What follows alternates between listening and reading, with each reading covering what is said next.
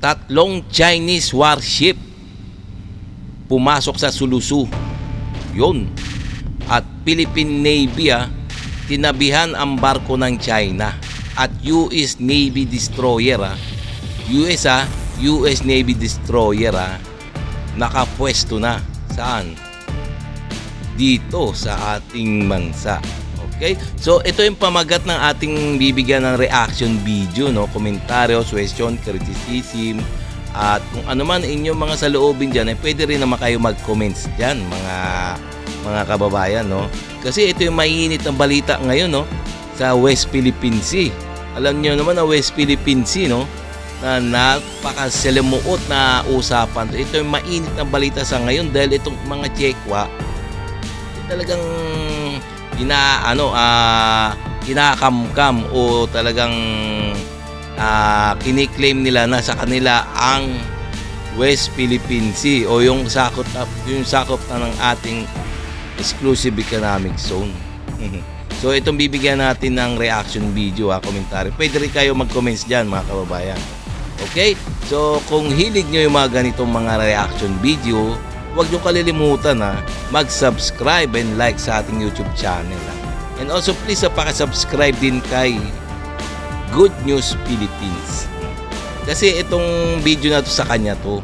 So bibigyan lang natin reaction video kasi itong nakakabwisit talaga sa mga China, nang aangkin ng teritoryo.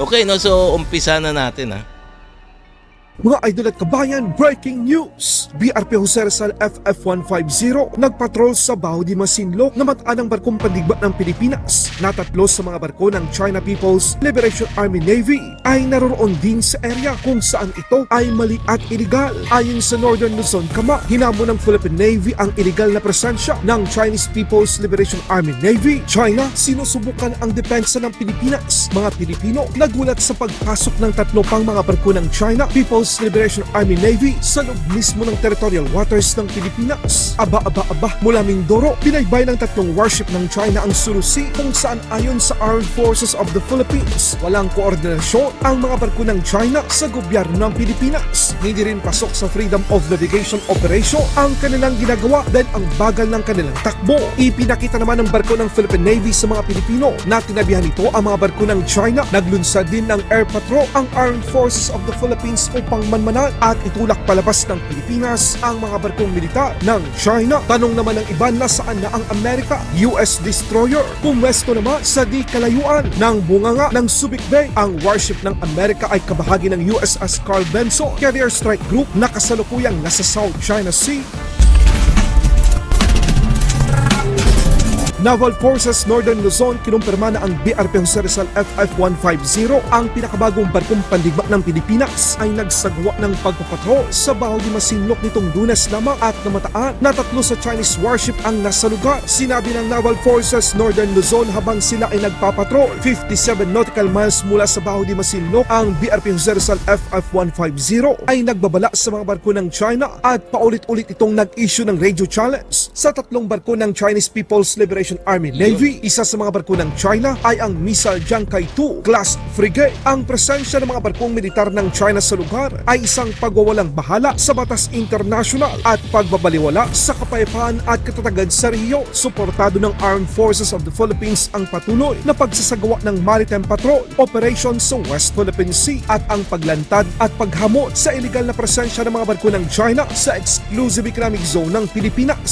Sa mga nagtatanong kung nasaan na ang Amerika, agad namang nagpakita at pumwesto ang barkong pandigma ng Amerika sa harap ng Subic Bay. Ayon sa ating nakalap na impormasyon, ang USS Binfold, isang Arleigh Burgess guided missile destroyer na kabilang sa Carl Vinson Carrier Strike Group, ay nakapwesto sa di kalayuan papasok ng Subic Bay na nakaharap sa West Philippine Sea.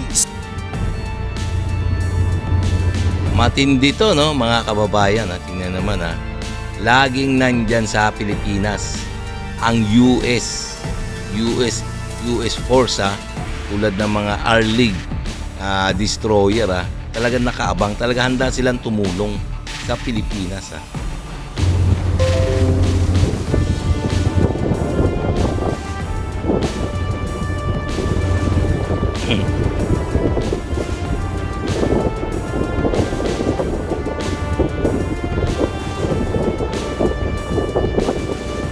Yung mga ganyang pwesto, pwede na magkabanatan yan. No?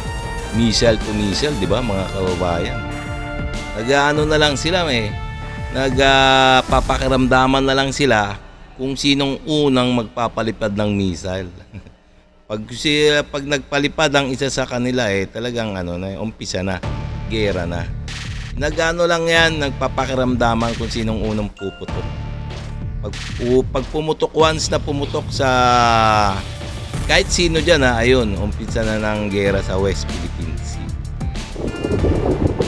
Sa ibang balita naman, 3 barko ng Chinese Navy o People's Liberation Army Navy ang pumasok sa loob mismo ng Pilipinas nang walang permiso o diplomatic clearance sa gobyerno ng bansa. Ang mga barkong pandigma ng China ay namonitor ng Armed Forces of the Philippines, Western Mindanao Kama noong 2 ng Pebrero na pumasok ang mga ito mula sa Mindoro Strait at patungong Sulu Sea sa bilis ng 4 hanggang 5 knots, kung saan ayon sa Western Mindanao Kama ay hindi naaayon sa isang prinsipyo ng innocent passage. Dagdag pa ng Armed Forces of the Philippines, dapat ang mga barko ng China ay tuloy-tuloy at mabilis ang kanilang paglalayag at hindi dapat manatili ng matagal sa archipelagic water ng Pilipinas. Talaga naman talaga dati nang ginagawa ng mga PLA, People's Liberation Army Navy, So, wala naman talaga magawa ang Pilipinas, so hanggang monitor lang talaga. Ewan na natin, talagang ewan natin. Pwede rin kayo mag-comments dyan, mga kababayan. Deploy ang Pilipinas ng 2 eroplano upang sundan at manmanan ang 3 barko ng People's Liberation Army Navy sa territorial waters ng bansa. Nag-deploy din ang Philippine Navy ng kanilang barko upang lapitan at sundan ang mga barko ng China. Grabe ang ginagawang pangbabastos ng China sa mga Pilipino. Wala silang Yes, talagang nambabastos na. Harap-harap ang pambabastos na yan ng China sa laban sa ating ito sa ating gobyerno, Tingnan mo, pasok na pasok sa ating exclusive economic zone, tapos wala silang paalam. Hindi sila nagpapaalam sa gobyerno ng Pilipinas. Talagang binabaliwala talaga tayo na mga tsekwa. respeto. Kaway-kaway sa mga politiko natin dyan na pinupuna ang pagpasok ng mga barko ng Amerika sa Sulu Sea. Ano ang masasabi nyo sa mga barko ngayon ng China? Bakit tahimik kayo?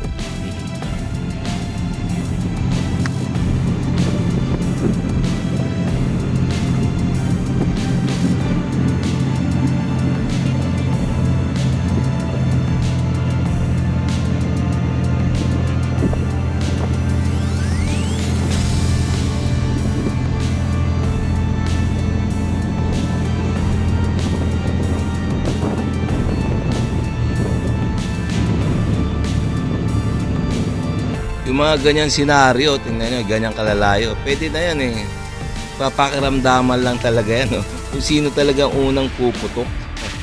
Ang China o ang Pilipinas. Pero, nandyan lang sa tabi-tabi ang US forces, Alam naman natin na laging nandyan. Kahit naman sa mga jet fighter ng Amerika, nandyan sa Luzon.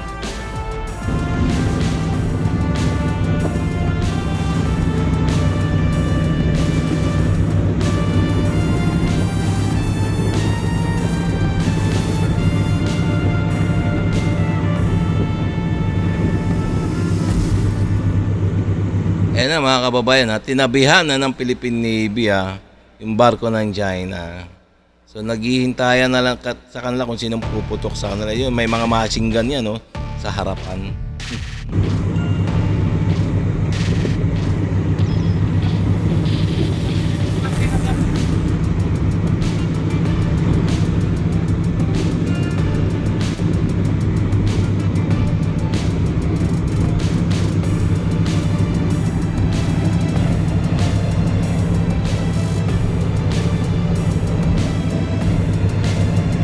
Tuloy naman ang ginagawang pagpatro ng mga barko ng Philippine Coast Guard sa West Philippine Sea upang harangin ang pagtangkang paglapit ng mga barko ng China sa baybayin ng Pilipinas. 4409. This is China Coast Guard 3104. Patrolling in the sea area of the People's Republic of China in accordance with the law.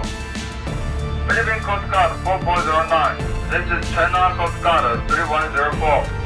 Patrolling in the sea area in accordance with the law. Over. And therefore, patrolling patrolling in the sea area of the People's Republic of China in accordance with the law. Your behavior has threatened our safety of navigation. Please keep at least 2 nautical miles away from our vessel. Philippine Coast Guard vessel 4409. This is China Coast Guard vessel 3104. Patrolling in the sea area of the People's Republic of China in accordance with the law. Your behavior has threatened our safety of navigation. Please keep at least 2 nautical miles away from our vessel. Over. Kakapal nito, no? Ang kakapal talaga nito ng mga Cheko, ano? Nagpapatrol daw sila sa kanilang teritoryo according to the law. Samantalang yung lugar na kanilang pinapatrol sakop ng exclusive economic zone ng Pilipinas, ha? At ang ayun ang according ayun ang pagpapatrol ng Pilipinas diyan ng mga Philippine Coast Guard ay according to international law. Pero yung mga China na ito, mga Chekwa na yon, nagpapatrol sila sa kanila lang na hindi nakaangkla kanilang batas sa international law. Kaya talagang gahaman talaga tong Chekwa na to, no?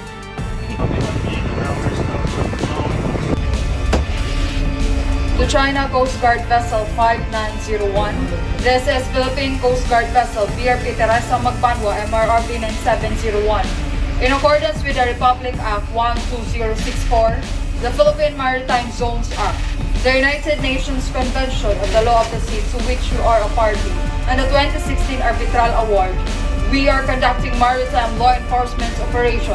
You are advised that you are currently sailing within a Philippine Exclusive Economic Zone, approximately 170 nautical miles northwest of Capones Point, Zambales, Philippines. You do not possess any legal authority to patrol within the Philippine Exclusive Economic Zone. Your illegal activity will be reported to higher authorities. Over. Galing, no? Yan ang natin, Philippine Navy, no? Babae. Hanga din ako, no? Laki ng boses, no? Parang lalaki.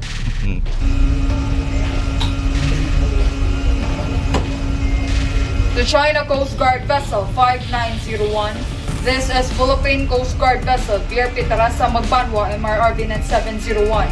In accordance with the Republic Act 12064, the Philippine Maritime Zones Act, the United Nations Convention of the Law of the Sea to which you are a party, and the 2016 Arbitral Award, we are conducting maritime law enforcement operation.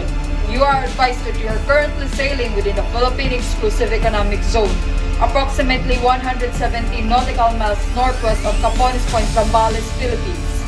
You do not possess any legal authority to patrol within the Philippine Exclusive Economic Zone. Your illegal activity will be reported to higher authorities. Over. Parang lalaki yung boses, no, ni Philippine Coast Guard, no?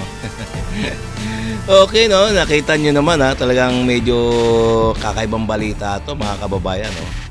Talagang, yung Philippine Navy, tinabihan na ang barko ng China. So, okay, no? So, hanggang dito na lang tayo, mga kababayan, no? Kung nagustuhan nyo yung mga ganitong mga reaction video, please, huwag niyong kalilimutan mag-subscribe and like sa ating YouTube channel. Okay? So, para ma-update kayo sa mga video pa na aking i-upload. Okay?